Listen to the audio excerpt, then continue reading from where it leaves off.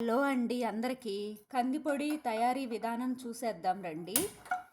చాలా సింపుల్గా అయిపోతుందండి ఇది. ఒక 2 స్పూన్లు పచ్చెనగపప్పు, 2 స్పూన్లు కందిపప్పు. దీన్ని దోరగా వేపుకోవాలండి.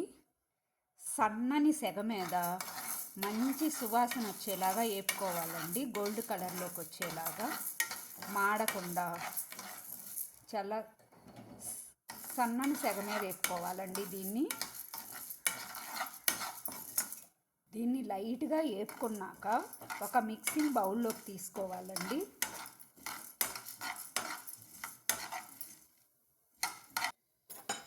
దీన్ని ఒక మిక్సింగ్ బౌల్లోకి తీసేసుకున్నామండి.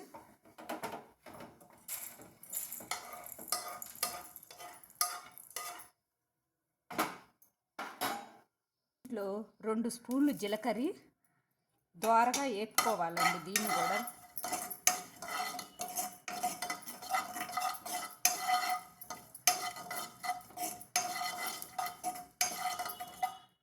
దీన్ని కూడా ఒక మిక్సింగ్ బౌల్లోకి తీసుకోవాలండి.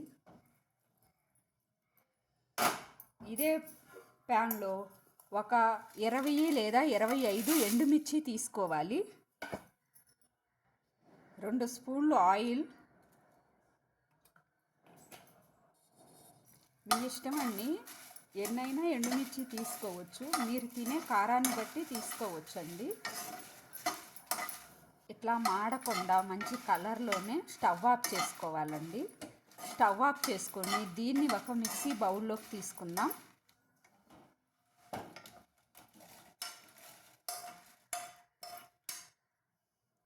దీన్ని చల్లారనిచ్చి కొంచెం కల్లుప్పు వేసుకొని, కొంచెం చింతపండు, దీన్ని మిక్సీ పట్టుకుందామండి. అదే మిక్సీలోకి పచ్చెనగపప్పు, జీలకర్ర వేపిందండి. ఇవి కూడా మిక్సీ పట్టుకుందాం. మిక్సీ జార్లో ఆ పొడిలోనే ఒక 5 ఎల్లుల్లి రెబ్బలేసి మిక్సీకి పట్టుకుందామండి. కందిపొడి తయారైపోయిందండి. దీన్ని ఒక బౌల్లోకి తీసుకుందాం.